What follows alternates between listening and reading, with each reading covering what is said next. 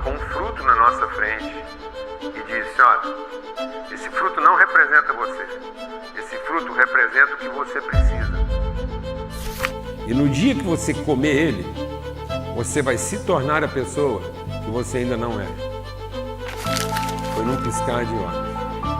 Num piscar de olhos, eu fechei os olhos para minha vocação e abri os olhos para minha necessidade.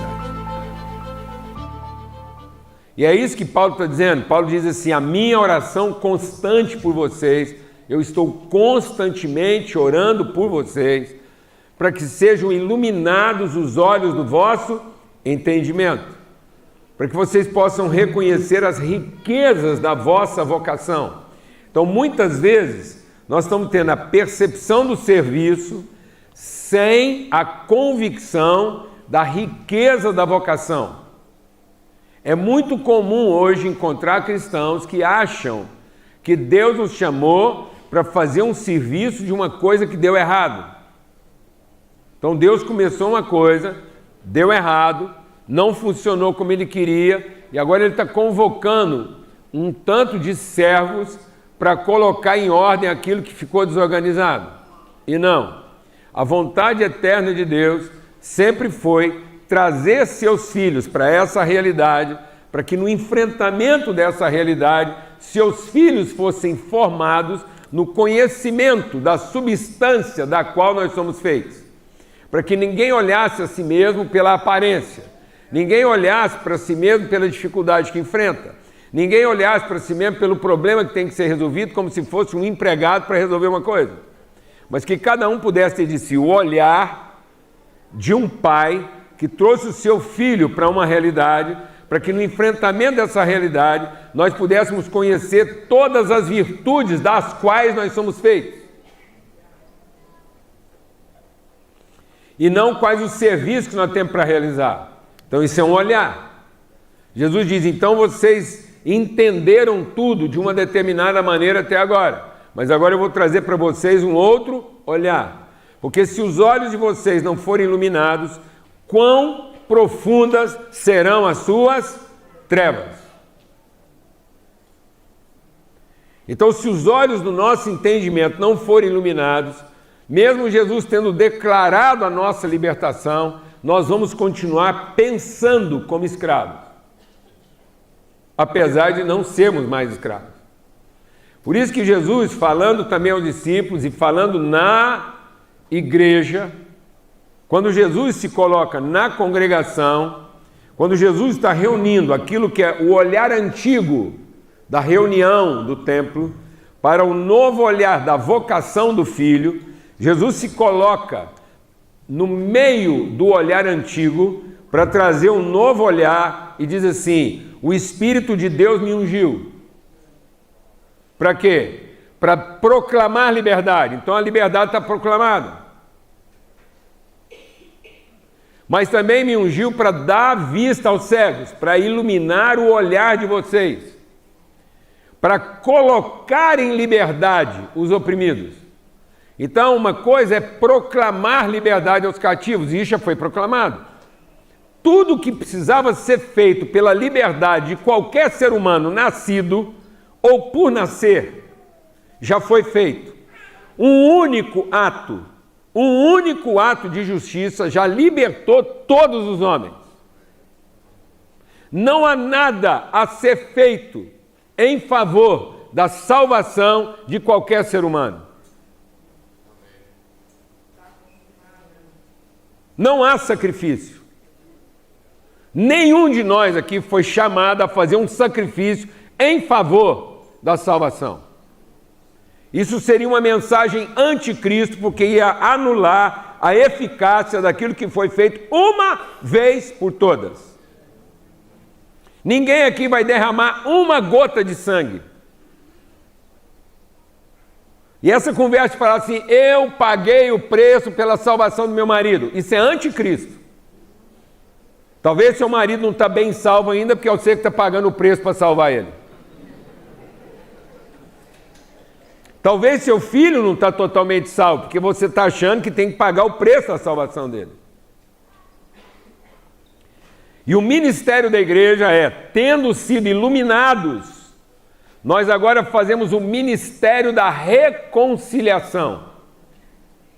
Então o desafio da igreja é, uma vez que nós temos a convicção de que o que tinha que ser feito pela salvação foi feito, agora nós trabalhamos para que os olhos sejam iluminados, para que as pessoas que já foram declaradas livres não continuem vivendo oprimidos, como se ainda fossem escravos.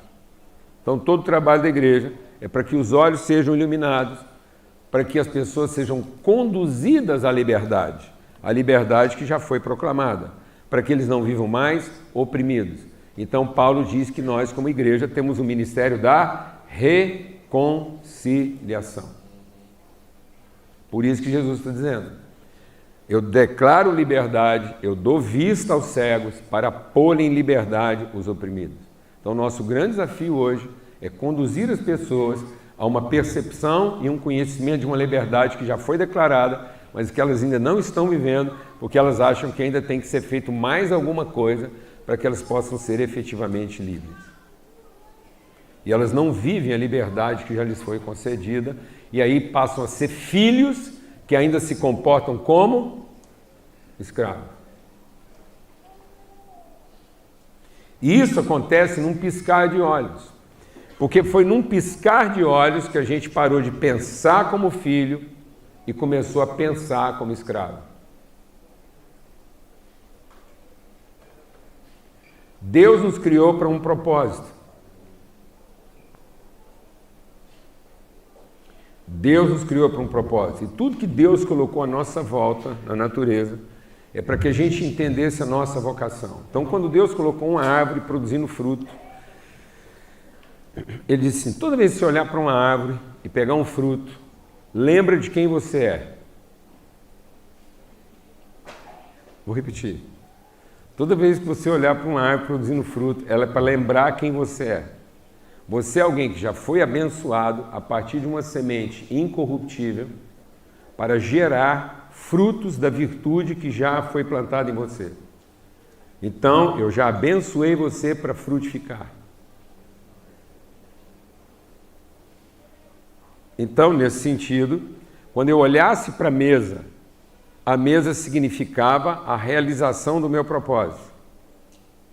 Porque eu era o alimento trazido para a mesa. Amém, amados? Mas num piscar de olhos, a mesa passou a ser a satisfação da minha necessidade. E eu passei a vir para a mesa para comer. Porque o diabo colocou um fruto na nossa frente e disse, olha, esse fruto não representa você. Esse fruto representa o que você precisa.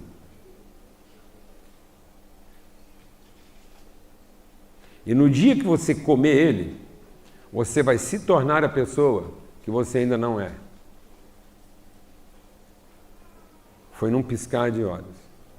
Num piscar de olhos, eu fechei os olhos para a minha vocação e abri os olhos para a minha necessidade. E a Bíblia diz que naquele momento os olhos dos homens se abriram e eles ficaram cegos. Como é que alguém pode ficar cego abrindo os olhos? Interessante esse jogo de palavras, não é? Os olhos deles foram abertos e eles ficaram cegos. Está vendo como é que é um piscar de olho? Porque eu fecho o olho como quem está sendo iluminado por uma revelação e abro os olhos como quem está sendo motivado por uma necessidade. É num piscar de olhos. E se eu fechar os meus olhos, como quem já foi abençoado para cumprir um propósito, e abrir os meus olhos, como quem ainda precisa fazer alguma coisa para ser abençoado, eu fiquei cego. Então agora eu preciso fechar os olhos